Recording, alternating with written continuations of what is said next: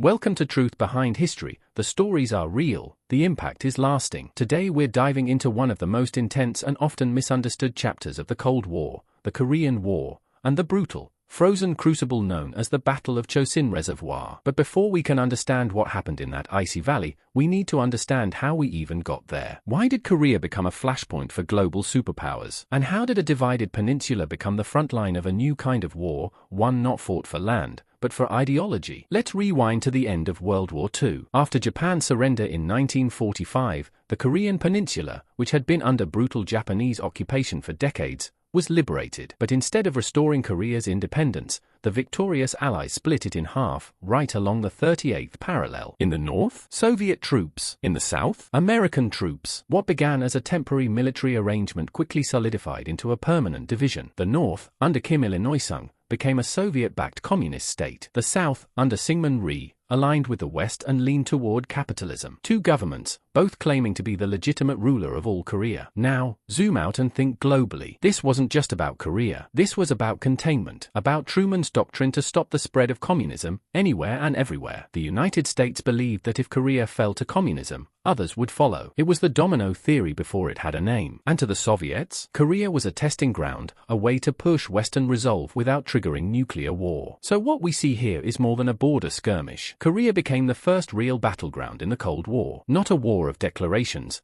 but of proxies. Not a war of nations, but of ideologies. And the question loomed, whose system would prove stronger, more adaptable, more global? The stakes were sky high, and Korea, whether it wanted to or not, became the proving ground.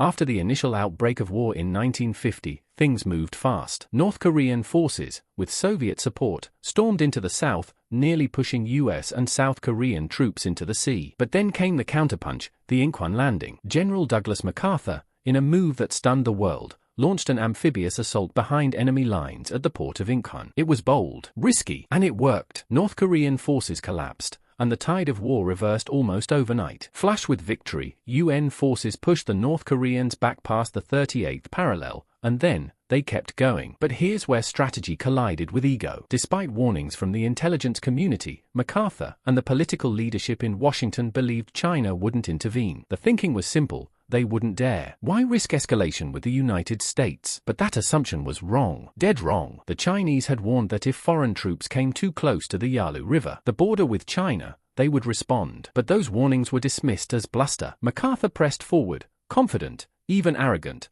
that total victory was in sight. What was missed in this moment, and it's a recurring pattern in history, is that field intelligence was screaming for caution. Scouts and analysts were reporting strange movements, eerie signs of massive troop buildup, and whispers of Chinese soldiers slipping across the border. But the political pressure was overwhelming. Leaders in Washington wanted to finish the job fast. They wanted a unified Korea under democratic rule. They wanted a Cold War win that could be broadcast to the world. And so, the advance continued. This moment, this push beyond the 38th parallel, is where momentum turned into overreach, where boldness mutated into blindness, and it set the stage for what came next, a brutal lesson in limits, hubris, and the unforgiving nature of winter warfare in the mountains of North Korea.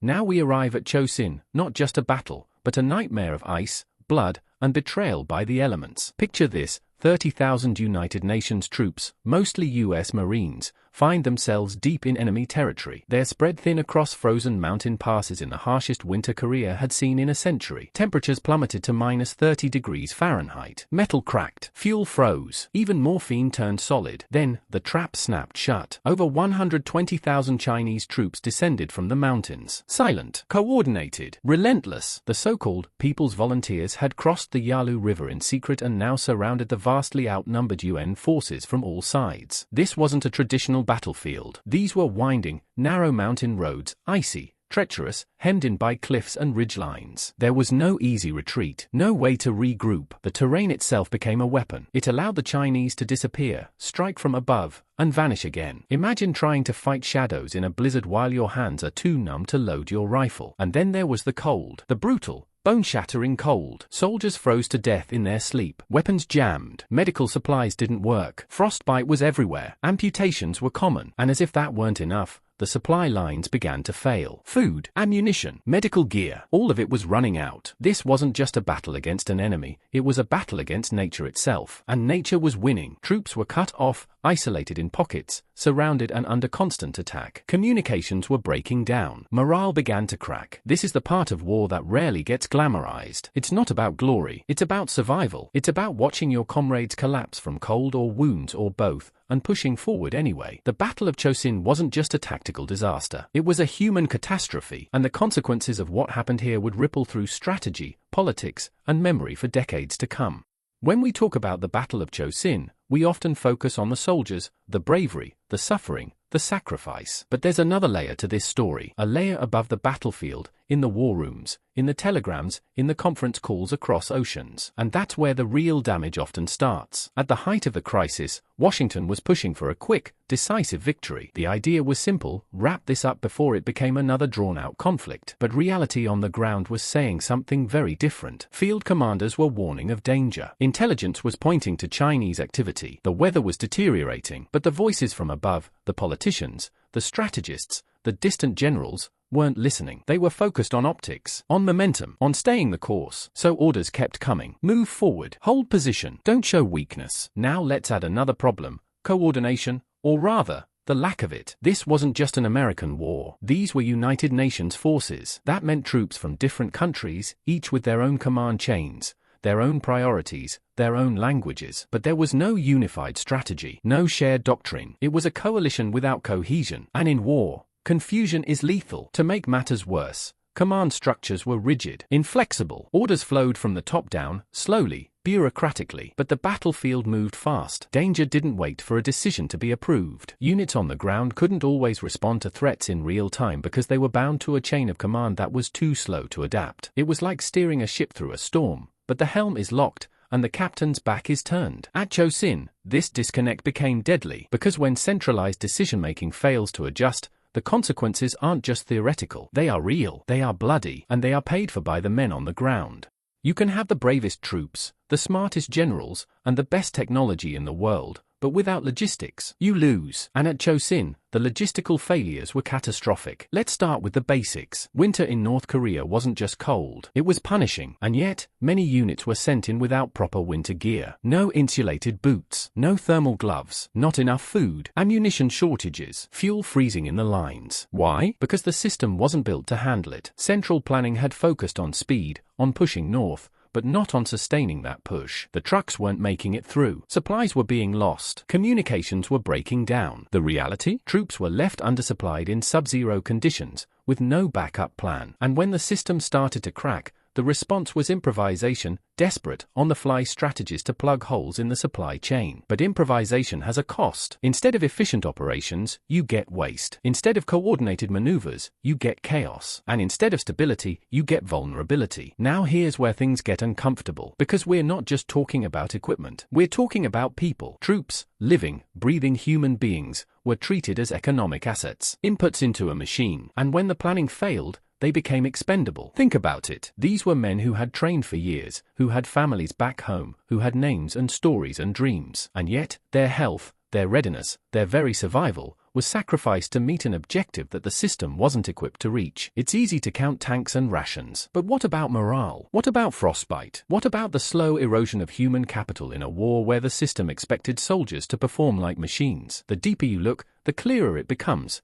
Chosin wasn't just a battle lost in the snow. It was a system collapsing under its own weight. In the face of overwhelming odds, surrounded by more than 100,000 enemy troops, cut off from reinforcements, and battered by the cold, you'd think the men at Chosin were doomed. But they weren't, because this is where the story takes a turn. This is where we talk about what happens when centralized systems fail, and decentralized leadership steps in. Enter Chestipula, the legendary Marine Corps commander with a jaw made of granite and a heart that refused to break. When someone told him the Marines were surrounded, he didn't panic. He famously replied, "That simplifies the problem. Now we can shoot in every direction." That kind of thinking? That's what saved lives. Instead of waiting for perfect orders from above, field commanders started making their own calls. Units adapted. They coordinated among themselves. They found ways to break through Chinese lines, mile by brutal mile, carving a path out of the frozen trap with whatever they had left. These weren't elegant maneuvers. This wasn't textbook warfare. This was raw human resilience. This was leadership built on instinct, trust, and necessity. Wounded soldiers were strapped to tanks. Makeshift airstrips were carved out of frozen earth to evacuate the injured. Pilots risked everything to drop supplies into narrow valleys under enemy fire. And through it all,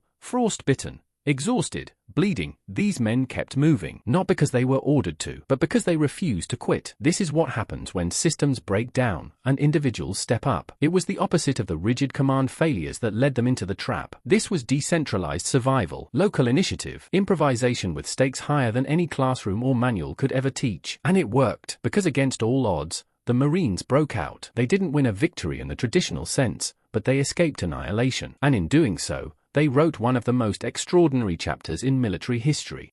While the West was focused on maneuver, logistics, and technological superiority, China came to the battlefield with a very different playbook, one built on numbers, ideology, and a chilling indifference to cost. The Chinese didn't rely on heavy equipment or air superiority. They didn't have advanced tanks or precision bombs. What they had was people, hundreds of thousands of them, many poorly equipped, some without rifles, just grenades, knives, or the belief that the man in front of them would fall first and drop a weapon they could use. This was mass mobilization in its rawest form. Their strategy wasn't just to overwhelm, it was to exhaust, to grind down their opponents psychologically and physically. They launched wave after wave of attacks, not always tactically sound, but unrelenting. They struck at night, they used terrain as cover, and they capitalized on moments when US forces were cold, tired, and isolated. It wasn't elegant, it wasn't efficient, but it was effective. Behind this approach was a brutal logic, the Tritian economics. In Maoist thinking, people were a resource to be spent. The goal wasn't to protect every soldier. The goal was to win the political war. And if that meant burning through thousands of lives to drain the morale, resources, and will of the enemy, so be it. To the West, this was horrifying. But to Mao, it was strategy. And it worked, not just because it caught the UN forces off guard, but because it exposed a philosophical divide. While American planners were calculating supply chains, Chinese commanders were counting on something more primal, the ability to endure pain longer than their opponent. To send a message, not just militarily, but symbolically, that they were willing to bleed more, freeze more, and suffer more. And when you're fighting an enemy that measures victory in blood and time instead of body armor and fuel, you're in a different kind of war. This wasn't just a military confrontation. It was a test of systems, one valuing the individual, the other willing to bury them. So, what do we actually learn from Chosin? Was it a tactical defeat, a moral victory, a political embarrassment? Maybe it was all three. But beneath the frostbite and firepower, the Battle of Chosin forces us to ask deeper questions, the kind most history books tend to skip. Why were warnings ignored? Why did command structures freeze when the battlefield demanded flexibility? Why were soldiers treated like puzzle pieces instead of people? This is where the true cost of centralized decision-making comes into focus. When top-down incentives prioritize public perception, rapid victories, or ideological prestige over on-the-ground reality, disaster follows. At Chosin, we watched rigid systems crumble under unpredictable conditions that required improvisation, local judgment, and moral clarity. Instead, troops were ordered into an unwinnable trap, not because their commanders were evil, but because the system they operated within was blind to feedback. Incentives were aligned around momentum, not caution, image, not outcome. And here's the chilling part. No one was held accountable. It's easy to blame weather, or terrain, or fog of war, but those aren't decisions. They're circumstances. The decisions, the ones that pushed too far, ignored intelligence,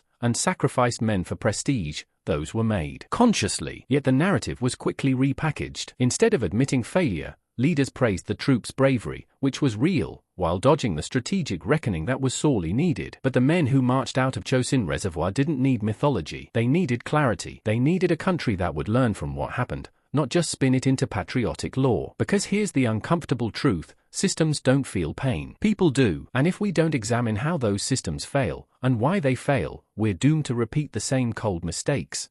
The Battle of Chosin wasn't just about geography or politics. It was about people caught in the machinery of systems far beyond their control. It showed us the limits of centralized power, how command decisions made far from the front can shatter lives in the cold silence of a mountain pass. It revealed what happens when leaders chase outcomes instead of listening to the conditions on the ground. And it proved, in the most painful way possible, that rigid systems crack under pressure, but human spirit can still find a way through. Because for all the strategic blunders and logistical breakdowns, the story of Chosin is also a story of grit, of young men who didn't panic when surrounded, who carried their wounded, rationed their bullets, and clawed their way out not because they were told to, but because they refuse to give up. That kind of strength can't be issued. It can't be ordered. It can only come from within. So what do we take from all this? We remember that behind every military campaign is a deeper question about sovereignty, sacrifice, and the systems we build to pursue power. We ask whether those systems serve the people inside them, or whether they consume them. And we don't just tell stories like Chosin to honor the past. We tell them to warn the future. Because the names and places may change,